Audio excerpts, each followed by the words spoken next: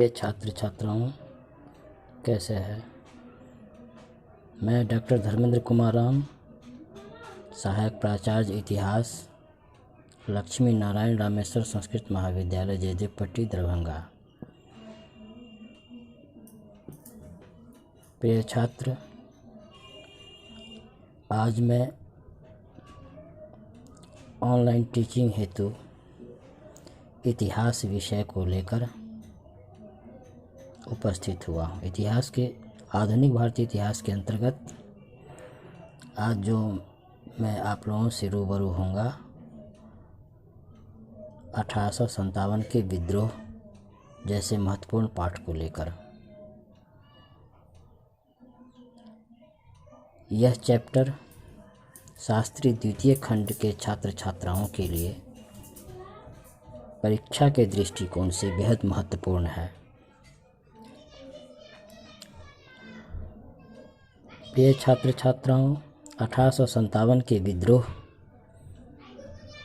के अंतर्गत हम लोग उसके कारण को जानेंगे, उसके प्रभाव या परिणाम, उसके स्वरूप तथा यह विद्रोह क्यों असफल रहा उसको जानने का प्रयास इस चैप्टर के अंतर्गत करेंगे।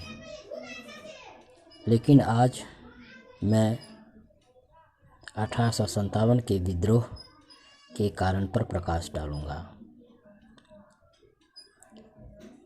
बच्चों, जैसा कि हम जानते हैं कि भारत में ब्रिटिश साम्राज्य की स्थापना 1757 के प्लासी युद्ध, जो तत्कालीन बंगाल के नवाब सिराजुद्दौला की सेना और अंग्रेज ईस्ट इंडिया कंपनी की सेना जिसका नेतृत्व लॉर्ड क्लाइव कर रहा था, उसके बीच हुआ, जिसमें लॉर्ड क्लाइव ने तत्कालीन बंगाल के नवाब के सेनाओं को परास्त किया और जिसके पश्चात भारत में ब्रिटिश साम्राज्य की स्थापना हुई। 1757 के प्लासी युद्ध के पश्चात और भारत में अंग्रेजी साम्राज्य की स्थापना के पश्चात वैसे तो भारत के सभी वर्ग के लोगों के द्वारा अंग्रेजी सरकार और उसकी नीतियों के विरुद्ध समय समय पर विद्रोह होते रहे। उसकी नीतियों का विरोध किया जाता रहा, जैसे सन्यासियों के द्वारा विद्रोह, आदिवासी व जनजातियों के द्वारा विद्रोह, किसानों के द्वारा विद्रोह, सैनिकों के द्वारा विद्रोह। 1857 के विद्रोह से पूर्व भी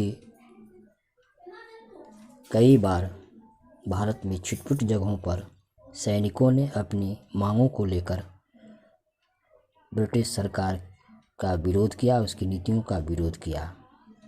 लेकिन 1857 का विद्रोह एक व्यापक विद्रोह था, जिसने अंग्रेजी सत्ता की नींव को हिलाकर रख दिया।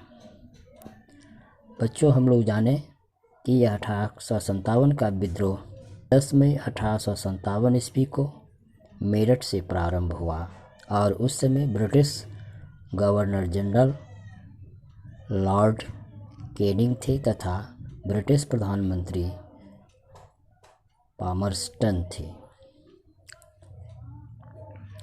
1857 के विद्रोह के कारणों पर यदि हम प्रकाश डालते हैं तो इसे हम विभिन्न चरणों में, विभिन्न शीर्षकों में राजनीतिक कारण, सामाजिक कारण, आर्थिक कारण, सैनिक कारण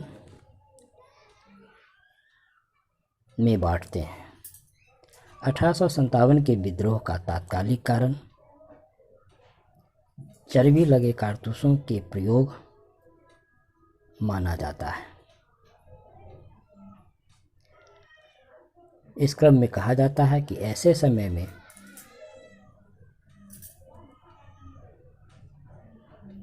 यह विद्रोह हुआ जब जनता में अंग्रेजी शासन के विरुद्ध क्रोध की ज्वाला भड़क उठ रही थी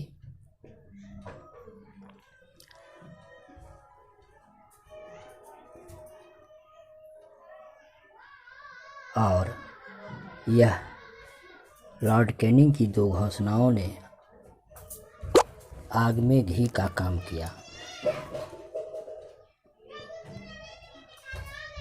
लॉर्ड कैनिंग की सरकार ने 1857 में सैनिकों के प्रयोग हेतु ब्राउन ब्रेस के स्थान पर एनफील्ड राइफल का प्रयोग शुरू हुआ, जिसमें कारतूस को लगाने से पूर्व दांत से खींचना पड़ता था। चूँकि इस कारतूस में गाय और सूअर दोनों की चर्बी लगी होती थी,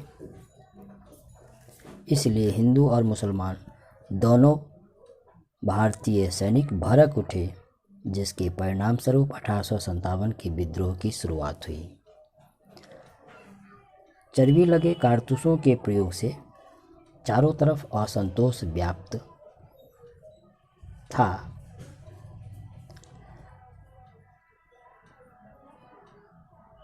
और पहली बार 29 मार्च 1857 को मंगल पांडे ने चर्बी लगे कारतूस के प्रयोग से इनकार करते हुए अपने सैन्य अधिकारी लेफ्टिनेंट बाग और लेफ्टिनेंट जनरल ह्यूसन की हत्या कर दी। मंगल पांडे उत्तर प्रदेश के तत्कालीन गाजीपुर, जो अब बलिया जिला कहलाता है, का रहने वाला था। वह बंगाल स्थित बैरकपुर छावनी की इन्फेंट्री का जवान था। ब्रिटिश सरकार की सैन्य अदालत ने मंगल पांडे को एक निर्णय के तहत 8 अप्रैल 1857 को फांसी की सजा दे दी गई। बच्चों, हम लोग जानते हैं कि 1857 के विद्रोह 10 मई 1857 को मेरठ से हुई और इस विद्रोह का नेतृत्व राष्ट्रीय स्तर पर तत्कालीन मुगल बादशाह बहादुर शाह जफर द्वितीय ने किया। अब हम लोग जानेंगे विद्रोह के कारण। इसके अंतर्गत सर्वप्रथम हम राजनीतिक कारण पर प्रकाश डालते हैं। 1857 के विद्रोह के राजनीतिक कारणों में लॉर्ड डलहौजी की व्यक्तिगत की नीति, जिसे अपहरण की नीति या अंग्रेजी में डॉक्ट्रिन ऑफ लैप्स भी कहा जाता है, तथा वेलेस्ली की सहायक संधि। लॉर्ड डलहौजी और Lord Wellesley British governor general क्रमशः ब्रिटिश साम्राज्यवादी नीति का पोषक था। वह ब्रिटिश साम्राज्य का अधिक से अधिक विस्तार करना चाहता था। ब्रिटिश साम्राज्य के विस्तार हेतु लॉर्ड डलहौजी ने व्यक्तिगत की नीति जो चलाया, जिसमें भारतीय देशी राज्यों या राजाओं के पास अपना जो पुत्र न होता था तो उसे गोद लेने या दत्तक पुत्र रखने पर मनाही थी, उस पर प्रतिबंध लगा दिया व्यक्तिगत नीति के तहत। और ऐसे देशी राज्य व राजाओं को ब्रिटिश साम्राज्य अपने राज्य में मिला लेता था। लॉर्ड डलहौजी ने व्यक्तिगत नीति के तहत जैतपुर, संभलपुर, झांसी, नागपुर जैसे देशी राज्यों को ब्रिटिश साम्राज्य में मिलाया। साथ ही अवध के नवाब को गद्दी से उतार दिया और कुशासन के आरोप में उसे भी ब्रिटिश साम्राज्य में मिला लिया। इतना ही नहीं, अंग्रेजी सरकार भूतपूर्व पेशवा विशेषकर नाना साहब की पेंशन की जब्त कर ली। इसके अलावे लॉर्ड डलहौजी ने तंजौर और कर्नाटक के नवाबों की राजकीय उपाधियां जब्त कर ली। मुगल बादशाह को अपमानित करने, उन्हें नजराना देने जैसे कार्यों पर प्रतिबंध लगा दिया। सिक्कों पर नाम खुदवाने इत्यादि जैसी चली आ रही परंपरा को लॉर्ड डलहौजी ने समाप्त कर दिया। साथ ही तत्कालीन मुगल बादशाह बहादुर शाह जफर द्वितीय को लाल किला छोड़कर कुतुब मीनार में रहने का आदेश दिया। इस सब कारणों से भारतीय जनताओं में असंतोष की भावना पनपी जो विद्रोह का कारण बना।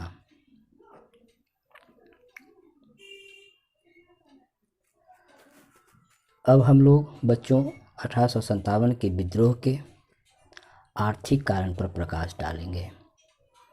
अंग्रेजी सरकार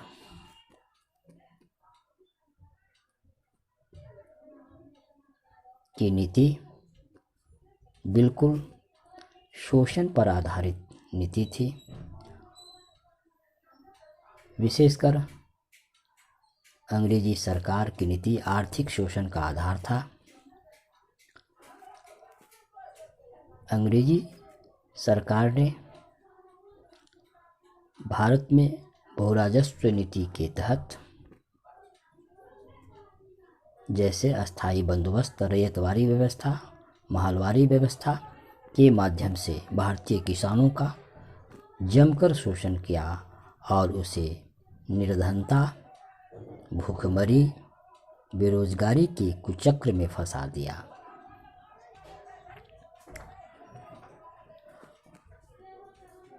इसके अलावे हम देखते हैं कि प्लासी युद्ध के पश्चात निरंतर भारत का शोषण होता रहा, जो शायद जन असंतोष का सबसे महत्वपूर्ण कारण बना।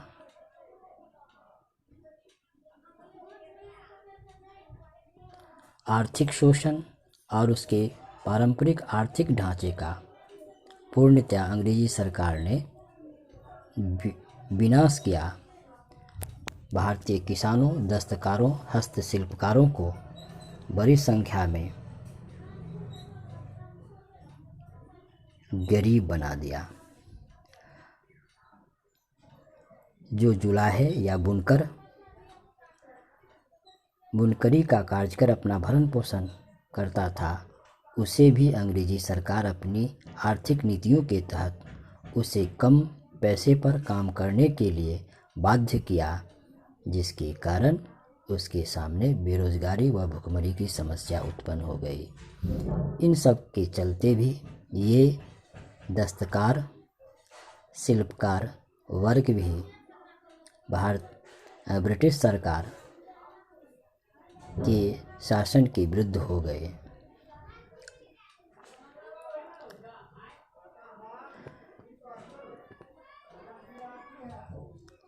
इसके अलावा हम देखते हैं कि भारत में गरीबी का मूल कारण अंग्रेजी सरकार की नीतियां थी। जैसा कि तत्कालीन प्रमुख आर्थिक राष्ट्रवादी दादा भाई नौरोजी ने अपनी प्रसिद्ध पुस्तक poverty and British rule in India में यह समझाने का प्रयास किया कि भारत में गरीबी का मूल कारण अंग्रेजी सरकार और उसकी नीतियां हैं, जिसने भारतीय संपदा का दिन प्रतिदिन दोहन करता रहा और भारत दिन प्रतिदिन गरीबी के दुष्चक्र में फंसते रहे। बच्चों, अब हम लोग 1857 के विद्रोह के सामाजिक कारण और धार्मिक कारण पर प्रकाश डालेंगे। अंग्रेज भारतीयों को, भारतीय समाज को हे दृष्टि से देखा करते थे। अंग्रेजों के द्वारा संचालित जो भी होटल क्लब होते थे, उसमें भारतीयों को जाना वर्जित था। यहाँ तक कि रेलगाड़ी के प्रथम श्रेणी में सफ़र करना भी भारतीयों के लिए प्रतिबंधित था, जिसके कारण भारतीय जनमानस में अंग्रेजी सरकार की नीति के विरुद्ध उबाल उत्पन्न हुआ, जो 1857 के विद्रोह के समय हमें दिखाई देता है।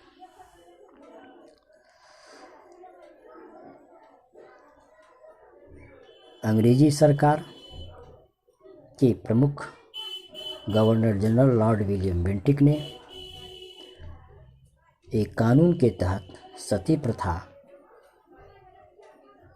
पर प्रतिबंध लगा दिया, जिसके कारण रूढ़िवादी भारतीय अंग्रेजी सरकार के विरुद्ध हो गए। हालांकि लॉर्ड विलियम बेंटिक का यह कार्य प्रगतिशील कदम माना जा सकता था, लेकिन ये रूढ़िवादी अंग्रेज अंग्रेज़ों को अपना दुश्मन समझने लगे। इसके कारण भी भारतीयों के मन में यह बात बैठ गई कि अंग्रेजी सरकार हमारी सामाजिक परंपराओं और रीति रिवाजों में भी हस्तक्षेप कर रही है। 1857 के विद्रोह के धार्मिक कारणों में हम देखते हैं तो यह पता लगाते हैं कि ब्रिटिश सरकार समय समय पर भारतीयों के धर्म में हस्तक्षेप भी क्या करते थे। वे हिंदू देवी देवताओं का उपहास किया करते थे। साथ ही अंग्रेजी सरकार तथा ईसाई धर्म प्रचारक अपने धर्म को प्रचार करने के लिए तथा भारतीयों के द्वारा ईसाई धर्म को स्वीकार करने के लिए उन्हें कई प्रकार की सुविधाएं प्रदान की गई, उन्हें कई प्रकार के प्रलोभन दिए गए। इसी क्रम में हम देखते हैं कि 1856 ईस्वी में धार्मिक नियोग्यता अधिनियम या रिलीजियस डिसेबिलिटी द्वारा ईसाई धर्म स्वीकार करने वाले भारतीयों को अपनी पैतृक संपत्ति का हकदार माना। साथ ही उन्हें नौकरियों में पदोन्नति, शिक्षण संस्थाओं में प्रवेश की सुविधा प्रदान की गई। अंग्रेज़ों की यह नीति भारतीयों को अंततः विद्रोह के लिए मानसिक रूप से तैयार कर दिया।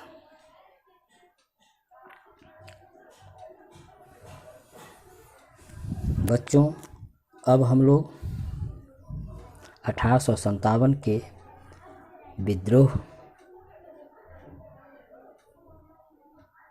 के सैनिक कारणों पर भी प्रकाश डालेंगे। 1857 के विद्रोह के सैनिक कारणों में अनेक ऐसे कारण थे जिन्होंने इस विद्रोह की पृष्ठभूमि तैयार की। अंग्रेजी सेना में कार्यरत भारतीय सैनिकों में अधिकांश कनिष्ठ अफसर हुआ करते थे। इन भारतीय सैनिकों को कठिन से कठिन वीरतापूर्वक कार्य करने के पश्चात भी उन्हें किसी भी प्रकार का पदोन्नति के अवसर नहीं प्रदान किए जाते थे। पदोन्नति से वंचित कम वेतन प्राप्त करने वाले ये भारतीय सैनिक अंग्रेजी सरकार की नीतियों के विरुद्ध हो गए, असंतुष्ट हो गए। यहाँ तक कि कहा जाता है कि ये भारतीय सैनिकों को अपनी सीमाओं से बाहर युद्ध के लिए भेजा जाता था और 7 समुद्र पार भी युद्ध में जाने के लिए उसे विवश किया जाता था।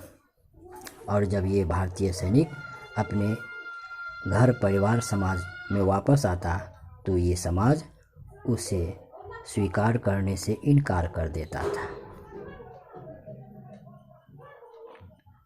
ये तमाम कारण भारतीय सैनिकों में असंतोष को दिन प्रतिदिन बढ़ाता गया, जो कालांतर में 1857 के विद्रोह का कारण बना।